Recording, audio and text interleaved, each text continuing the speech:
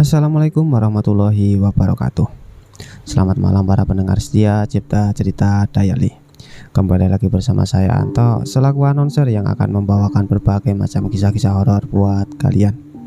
Oh ya, sebelumnya gua mau ngucapin terima kasih banyak buat kalian, bagi kalian yang sudah support dan subscribe channel ini hingga sampai sekarang ini. Gua doain semoga kalian selalu diberi kesehatan, selalu dipermudah dalam segala urusan, dan selalu diperlancar rezekinya. Amin. Dan alangkah baiknya bagi kalian yang belum subscribe, kalian bisa bantu kami dengan mengklik tombol subscribe yang ada di bawah ini, agar channel kami semakin berkembang dan kami menjadi semakin lebih bersemangat dalam membuat kisah-kisah horor buat kalian. Dan pada kesempatan malam hari ini saya akan membawakan sebuah kisah dari seorang anak laki-laki kelas 3 SMP yang namanya Damar. Jadi si Damar ini adalah sepupu dari teman saya sendiri yang bernama Jani. Cerita ini merupakan cerita yang sensitif karena menyangkut masalah keluarga yang cukup terpandang di suatu desa di Jawa Timur. Cerita ini sebelumnya ditulis oleh Twitter @payunghitam. Dan tanpa perlu banyak berbasa-basi lagi, mari kita langsung saja ke ceritanya, yaitu dari sudut pandang Jani. Jadi saat itu umurku masih 8 tahun. Masih belum banyak mengerti, tapi aku sering dianggap anak pintar sama keluargaku. Aku cepat tangkap dan juga pandai dalam berbicara, karena di keluarga ibuku cuma aku dan Hilma, yang Hilma sering dibandingkan dengan diriku. Hilma lebih tua 4 tahun umurnya dari aku, tapi si Hilma lebih polos dari aku. Ya, yang aku tangkap kenapa Hilma begitu, karena Hilma masih kelas 3 SD di umurnya yang ke-12. Entah kenapa begitu, tapi yang aku tahu dari cerita mama, Hilma sedikit keterbelakangan mental. Aku gak terlalu dekat sama si Hilma. Cuma sesekali saja aku diajak pergi ke warung, atau dia kadang minta ditemani mandi kalau aku lagi main di rumah si nenek. Oh iya, mamaku ini 5 bersaudara. Nenek, mamaku, dan ibunya Hilma tinggal di area yang berdekatan. Sedangkan keluargaku yang lain tinggal di desa lain, tapi masih di daerah Jawa Timur. Ya, gak banyak sih momenku sama si Hilma, tapi bisa dirasakan selalu hadirnya Hilma sampai sekarang. Jadi sedikit aku deskripsikan Hilma ya. Hilma itu anaknya lembut, agak rapuh, kulitnya kuning cerah, rambutnya ikal, dan matanya sipit. Kesukaannya aneh, karena dia suka sama hewan-hewan kecil seperti serangga, tikus kecil, burung kecil, siput, ikan cupang, dan lainnya yang berbentuk kecil. Waktu itu aku lupa di umur berapa, yang jelas aku masih SD dan baru pulang sekolah. Aku lihat di halaman rumahnya dia lagi nangis sambil mengamuk, semacam ngelemparin barang di hadapannya. Dari rumah aku lari ke rumah Hilma, lalu aku sapa si Hilma. Kak Hilma, ngapain? Pas aku sadar di situ udah ada hewan-hewan kecil yang dia kumpulin di hadapannya, dibarisin, terus dibunuh gitu. Dilempari sama batu, sendal, sama besi-besi dari bengkel punyanya bapaknya. Seketika aku langsung kaget, jijik, dan juga sedih lihat hewan-hewan itu. Aku pun gak berani deketin Hilma lagi, dan akhirnya aku pulang saja, balik ke rumah dan ngadu ke mama. Selain itu aku juga sering lihat Hilma dipukulin ayahnya atau disiram ibunya pakai air. Aku pun tanya ke mama kenapa bisa begitu, tapi mama kayak gak percaya sama yang aku bilang, karena orang tua Hilma kelihatan biasa aja di depan keluarga kami. Jadi mama anggap aku cuma bualan anak-anak aja. Sedikit latar belakang keluarga Hilma. Ayahnya cuma buka bengkel rumahan kayak semacam tempel ban, dan ibunya cuci gosok rumah ke rumah. Itu pun juga angin-anginan. Maksudnya nggak selalu ada kerjaan lain buat ibunya, atau kadang-kadang Tapi karena keluarga ibuku yang lain adalah orang-orang terpandang dan kaya, sering sekali orang tua Hilma dibantu. Jadi masih layak kehidupannya. Mungkin karena keadaan ekonomi bapaknya yang gak setara dengan keluarga yang lainnya, aku jadi mikir itulah sebabnya Hilma suka dapat kekerasan. Ada suatu ketika di mana Hilma waktu itu ada keluargaku yang lagi ngadain sunatan. Jadi kami semua ngumpul di sana. Aku pun melihat Hilma selalu ceria tiap ada acara keluarga. Bajunya pun gak selusuh yang dia pakai sehari-hari. Dan orang tuanya pun kelihatan manjain Hilma kayak ratu, ngebanggainnya dan lain sebagainya. Sering sekali aku kayak gitu yang aku lihat seumur hidup soal Hilma ini. Seolah orang tuanya jadi iblis saat di rumah, tapi berubah jadi malaikat kalau di depan orang banyak. Ya mungkin karena kepolosan si Hilma, dia gak pernah ngelawan. Justru dia sayang banget sama kedua orang tuanya. Saat itu ayahku tanya ke mamaku, "Dek, apa benar Mas Kamto mau balikin Hilma ke panti asuhan?" Waktu itu aku dengar percakapan ayah sama mama di dalam kamar habis makan malam. Aku gak sengaja lewatin kamar mereka dan obrolnya semacam kayak ngegas gitu. Aku gak ngerti waktu itu dan susah banget ngupingnya karena pintu kayunya tebal. "Aku udah pusing mas ngurusin Ratna sama Kamto. Udah susah dibilangin," saut mama dalam kamar. Ya setelah itu aku lupa apalagi yang mereka omongin. Besoknya dan seterusnya hari-hari aku jalani layaknya anak-anak biasa tanpa musingin apa yang ayah dan mama omongin pas di dalam kamar. Aku pun sibuk ujian, les dan les. Aku bahkan sampai lupa main. Jadi suatu hari aku mau main sama teman satu komplek yang kebetulan rumahnya lewatin depan rumah Hilma, dan di situ ada ibunya di teras. Aku pun sapa dia sekaligus basa-basi. Bule Ratna, Kak Imanya mana ya?" "Oh, Kak Hilma sekarang di pesantren. Tar aja ya mainnya kalau dia libur," kata ibunya si Hilma. Aku pun langsung pergi begitu aja dan aku lanjut main sama teman-temanku yang lain.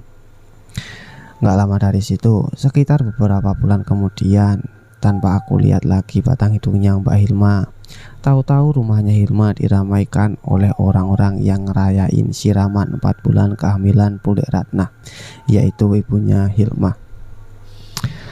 Aku tahu dari mama waktu itu nama acaranya 4 bulanan atau dalam bahasa Jawanya ngapati. Aku juga saat itu ikut berkontribusi di sana, ya walaupun cuma makanin jajanannya dan buah-buahannya saja. Hingga akhirnya 5 bulan setelah itu lahirlah sepupu baruku, namanya Damar, yaitu bayi laki-laki yang manis, rambutnya tipis dan matanya besar. "Ma, kayaknya Ima pasti seneng ya punya dedek baru." Saat itu ibuku cuma diem aja, senyum-senyum terus pas pulang dari jenguk lahiran Bule Ratna. "Udah, jangan nanyain Kak Hilma lagi ya dek, jangan banyak pengen tahu."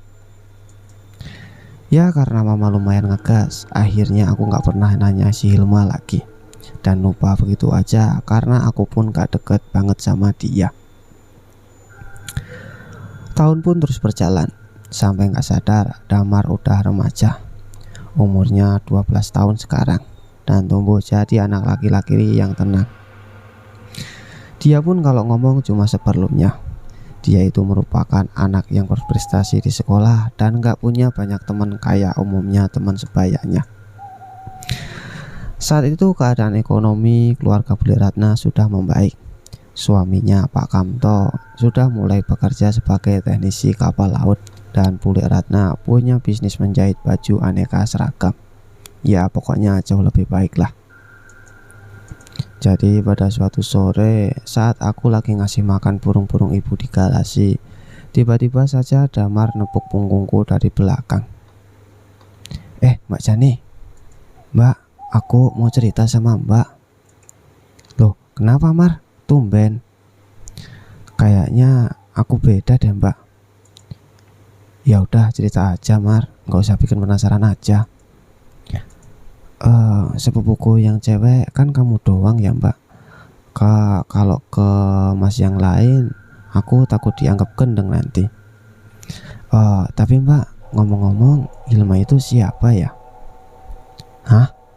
Di mana dia sekarang? Loh, emang Mbak tahu? Ya tahulah, kan itu kakakmu.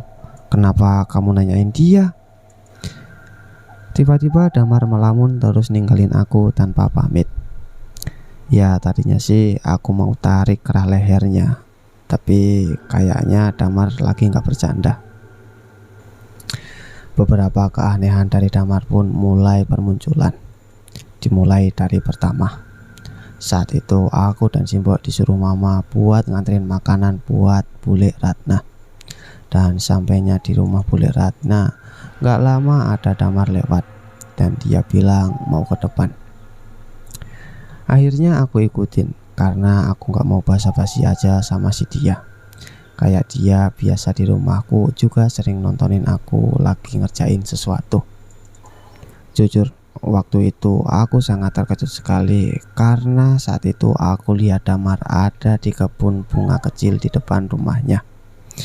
Di situ banyak sekali serangga dan hewan kecil. Karena aku udah nggak pernah masuk ke rumah Bule Ratna selama beberapa tahun ini, jadi aku nggak terlalu tahu rumah Bule Ratna ada apa aja. Damar, kamu lagi ngapain? Oh, ini aku lagi ngasih makan. Saat itu aku cuma ngeliatin aja kelakuan Damar yang persis dengan Hilma, sekaligus bergidik lihat hewan-hewan itu. Damar, kamu lagi ngapain?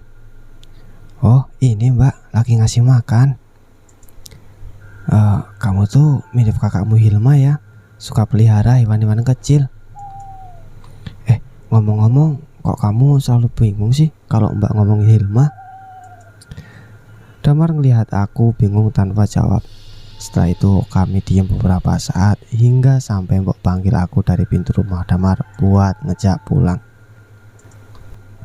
Sebelumnya Damar bilang ke aku, Mbak, Hilma itu rumahnya di sana, di sebelah gereja Mbak. Persis di belakang komplek ini, kan ada sawah. Nah, di situ. Tanpa jelasin sebenarnya yang Damar maksud itu adalah Hilma temannya atau kakaknya. Saat itu aku hanya diam dan makin tambah bingung. Kenapa Hilma ada di situ, kok tinggalnya misah? Ya, tapi karena terburu-buru, aku langsung jalan ke arah Mbok dan langsung kita pulang. Kejadian berikutnya waktu kami ada di rumah cuma berdua. Iya, aku dan Mbok saja. Mama dan ayah pergi keluar kota untuk dinas. Waktu itu malam sekitar habis maghrib, bel rumah tiba-tiba berbunyi dipencet berkali-kali. Aku pikir siapa itu buru-buru banget. Ya, tapi karena aku ada di lantai 2, Mboklah yang bukakan pintu duluan. Belum turun, masih di tangga, aku dengar suara Mbok berteriak. Saat itu aku panik dan lari cepet-cepet. Waktu sampai di depan pintu, di situ aku cuma bingung. Ternyata di situ cuma ada Damar saja. Tapi kenapa pipi menjerit? Mar, ada apa sih? Sambil aku jentikan jari ke hadapan dia. Tapi bukannya sadar dari lamunan, Damar pun malah pingsan. Saat itu aku langsung berteriak, dan segera Simbok pun datang dengan muka yang biasa-biasa saja. Kenapa sih Jan? Dalam hati, pakai nanya. Nih si Damar pingsan. Tapi baru aku aja berpaling dari pandangan Simbok, aku lihat di genggamanku ada buntalan bulat yang aku nggak tahu apa isinya. Semacam paket kurir, ada alamat dan nama tertera, yaitu namanya Damar. Aku pun kaget banget, ini kenapa? Asli, Mbok pun juga kebingungan saat itu. Karena kejadian itu aku tidur di kamar Mbok sampai mama dan ayah pulang. Kemudian aku ceritakan ke Mbok soal dia menjerit. Tapi si Mbok sama sekali nggak bukain pintu dan nggak dengar bel rumah saat dipencet. Apalagi bukain pintu untuk si Damar. Dan soal paket itu aku cuma kasih ke Damar besoknya tanpa aku buka isinya apa dan tanpa aku tahu pengirimnya siapa. Aku pun sakit selama 3 hari. Karena kejadian itu juga aku ngadu ke mama. Aku tanya sama mama ada apa sama Damar sebetulnya dan kemana si Hilma.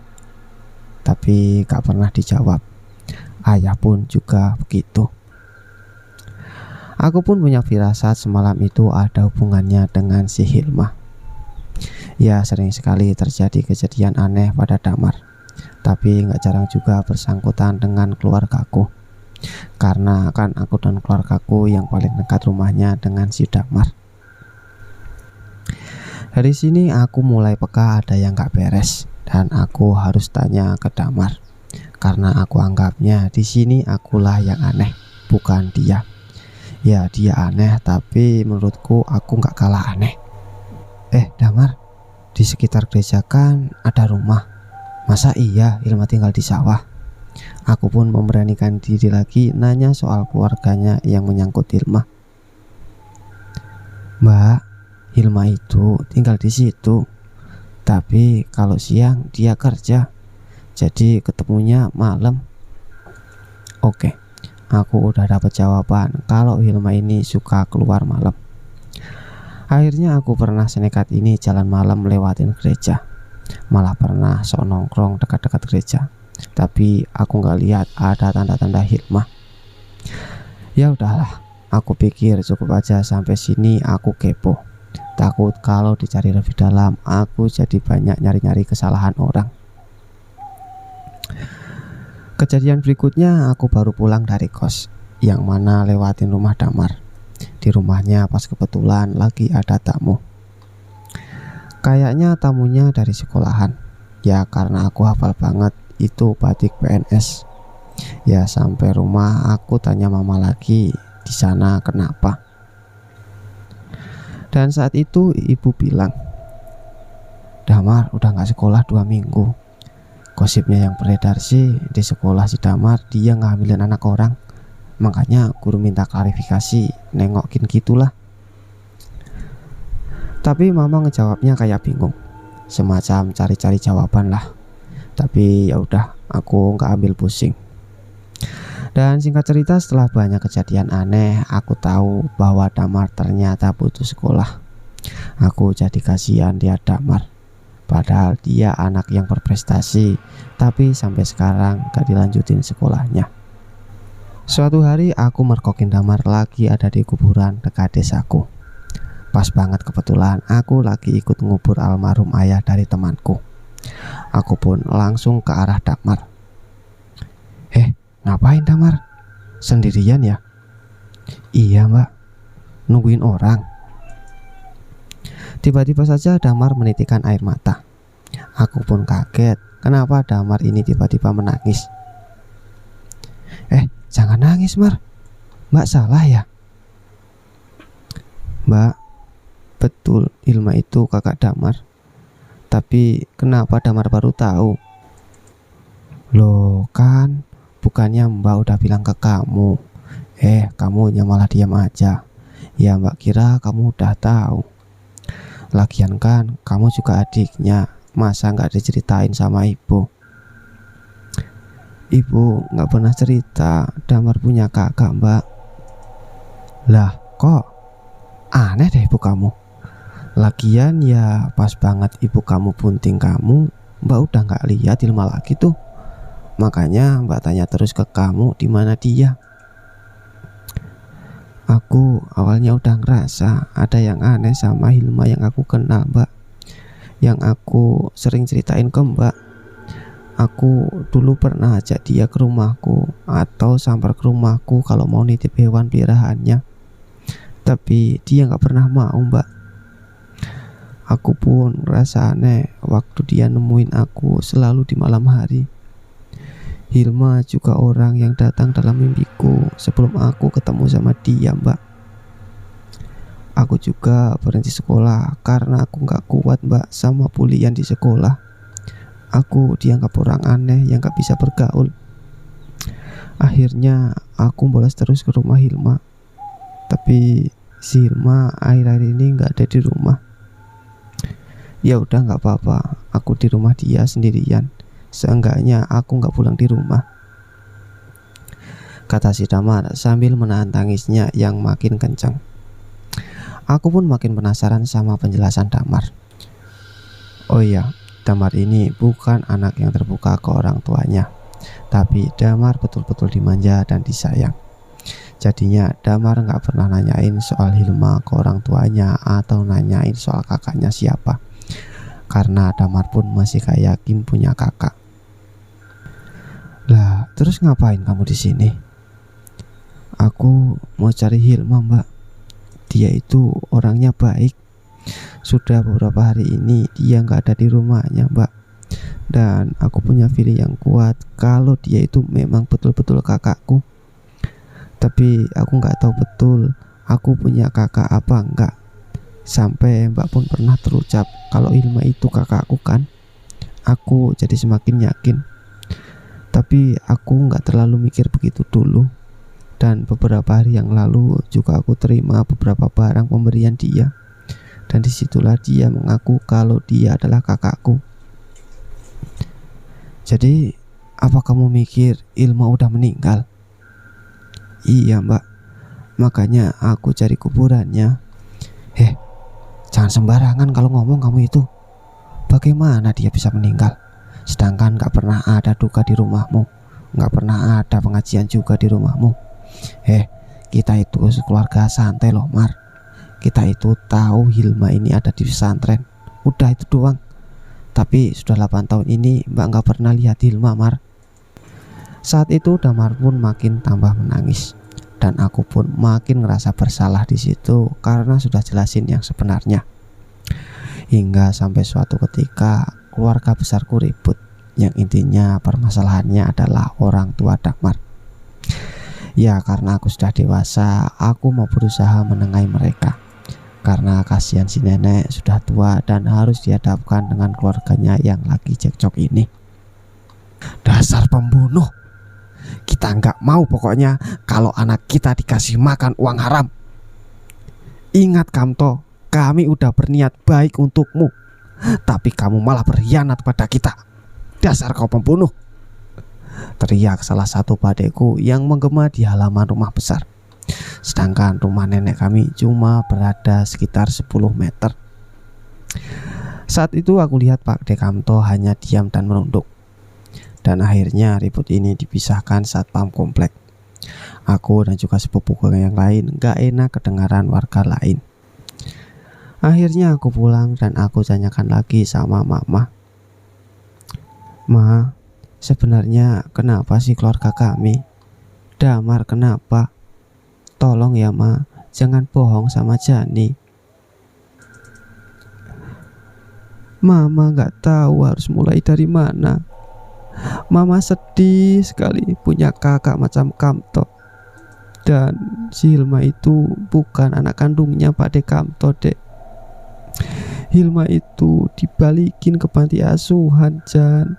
Makanya mama jengkel banget sama Pak De Kamto dan Bule Ratna. Dulu mereka menikah, tapi sudah 8 tahun gak punya anak. Akhirnya mereka adopsi dari salah satu panti asuhan bayi perempuan hasil buangan dari orang tuanya juga. Setelah rundingan dari keluarga besar, akhirnya Hilma diadopsi dengan segala kekurangan finansial dari keluarga Pak De Musanto. Karena kami sekeluarga tahu kalau Pak De Kamto bukan orang mampu. Bagaimana kalau dia adopsi anak? Pasti nggak mampu kan? Akhirnya kami semua sepakat buat bantu keluarga Pak De Kamto. Tiba-tiba saat itu rumah bel kami berbunyi. Disusul suara laki-laki yang kayaknya itu Pak Deku yang tadi teriak-teriak. Ya, tadi kami di rumah Pak De Kamto, terus kami sempat pulang dulu. Kita Kita sekarang ke rumah ibu, ayo, paksa Pak Deku ke mama. Aku dan ayah ikut. Sampai di sana aku cuma duduk di depan teras dengan sepupuku yang lain, tapi nggak termasuk si Damar. Aku nggak tahu Damar kemana. Aku saat itu hanya diam saja karena sepupuku yang lain semuanya adalah laki-laki, dan tentu saja kita gak nyambung kalau ngobrol. Dari teras aku dengar suara keluargaku lagi ngobrol. Kamu mikir juga dong Kamto, bagaimana citra nama keluarga kami nanti di mata orang. Udah sekarang aku, di mana kamu buang Hilma sekarang? Saya nggak buang Hilma mas, saya balikin ke panti. Dibuang bagaimana sih? Teriak mamaku. Sudah bertahun-tahun saya mau nengokin Hilma, tapi saya hubungin pantinya pun nggak pernah ada catatan kamu balikin ke sana, kata salah satu padeku.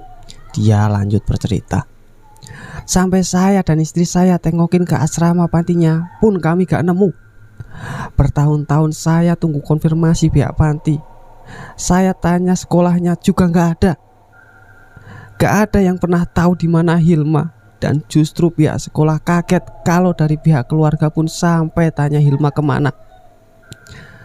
Tapi pihak sekolah akhirnya konfirmasi ke saya kalau kamu ternyata sudah pindahin Hilma ke sekolah lain. Ya sudah, saat itu saya menjadi tenang. Saya pun pergi keluar kota. Di sana saya hidup tenang dan ternyata Hilma nggak ada juga di rumah. Kemana sih Hilma? Pak Deku menggebu-gebu sekali karena dialah anak tertua di nenekku dan dialah yang banyak berkontribusi untuk si Hilma, dari mulai biaya sekolah sampai jajannya Hilma. Astagfirullahaladzim, teriak mamaku sambil menangis. Aku yang gak tahan dengar tangisan mama langsung masuk menerobos ke dalam rumah. Pak De, tolong jangan terlalu keras bicaranya. Kasihan Pak De, nenek sudah tua. Baiknya diselesaikan dengan kepala dingin. Aku yakin Hilma ada di sekitar sini. Damar juga bilang Pak De kalau Hilma masih ada di sekitar sini. Waktu aku bilang begitu, terbelalak wajah Pak De Kamto yang langsung mencengkram pundakku. Di mana jalan itu? Aku nggak tahu Pak De. Aku diceritakan Damar.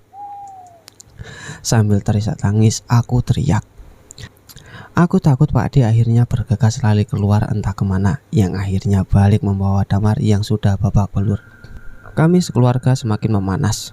Yang aku lihat dari raut wajah Pak De Kamto, Bule Ratna dan Damar bukan seperti manusia lagi. Auranya beda. Kami sekeluarga ngelihat dua orang sekaligus kesurupan, Bule Ratna dan Damar. Bule Ratna seperti orang kejang dan Damar duduk bersimpu ayu seperti perempuan sambil mengelus seluruh tubuhnya bagai perempuan sedang mandi. Akhirnya kami dibantu oleh seorang ahli agama yang menetralkan semuanya dan selesai jam 2 pagi. Malam itu adalah malam yang begitu melelahkan buat kami sekeluarga dan tanpa menemukan titik terang. Belum lama ini Damar seperti orang yang linglung, kayak kehilangan sebagian ingatannya semenjak kejadian malam itu. Dan karena Pak Deku semakin khawatir dengan kondisi Damar, akhirnya Pak De ngajak kawannya yang bernama Mbah Liman, yaitu kakek-kakek Parubaya yang ternyata dia itu ahli hal-hal mistis yang di luar akal manusia. Aku penasaran sama prosesnya, tapi mama ngelarang aku buat ikut. Jadi besoknya aku diceritakan sama mama bagaimana hasilnya. Dan ternyata kabar buruk yang mama bawa. Damar betul-betul bakal dibawa ruhnya, tapi belum seutuhnya. Ini semua karena Hilma yang ternyata betul-betul dibuang oleh Pak De Kamto. Mama pun bercerita sambil terisak. Hilma disiksa sampai gak sadarkan diri karena melawan Pak De Kamto ketika diajak pulang ke panti. Karena Pak De ngira Hilma sudah meninggal, Hilma pun ditinggal begitu saja entah di mana. Tapi ternyata si Hilma cuma pingsan, yang akhirnya Hilma pergi berkelana sendirian cari jalan pulang. Penjelasan ini didapat dari Damar yang dibuatnya kesurupan. Entah apa yang merasuki Damar, tapi Damar betul-betul cerita seperti itu. Menurut penerawangan Mbah Liman pun, Hilma masih hidup dan lokasinya jauh sekali dari desa ini. Mbah Liman gak bisa menerawang sampai apa nama desanya. Yang intinya Hilma punya dendam yang sampai kapanpun bakal diusahakan terbalas. Hilma yang sejak kecil punya jiwa murni dan polos ternyata dimanfaatkan oleh iblis yang mempunyai dendam. Dan menurut penerawangan Mbah Liman juga, Hilma telah belajar beberapa ilmu hitam yang sangat mengerikan. Dan entah siapa yang Hilma temui waktu itu, yang jelas pasti ada guru di balik Hilma. Dan yang lebih mencengangkan lagi, Bule Ratna ternyata sudah bersekutu dengan iblis untuk mendapatkan anak. Entahlah apa nama ajaran itu atau nama komunitasnya. Yang jelas Bule Ratna pakai campur tangan iblis demi keturunan. Dan suaminya Pak Dekamto juga sudah terjerumus ajaran sesat demi harta. Makanya keluarganya sukses secara instan. Aku pun juga baru sadar, jika dipikir-pikir iya juga. Bisa-bisanya Pak D tahu-tahu dapat pekerjaan yang bagus dan Bule Ratna punya modal buat usaha jahit seragam. Dan hingga sampai sekarang ini konflik keluarga ini belum selesai. Dan belum ketemu titik terang ilmu apa yang Bu Ratna pakai buat punya keturunan dan model persugihan apa yang Pak Dekamto pakai untuk memperoleh kekayaan yang instan. Satu-satunya yang paling harapkan cuma damar dan berharap Hilma sadar lalu kembali. Sedangkan Pak Dekamto dan Bu Ratna sudah sulit buat diharapkan.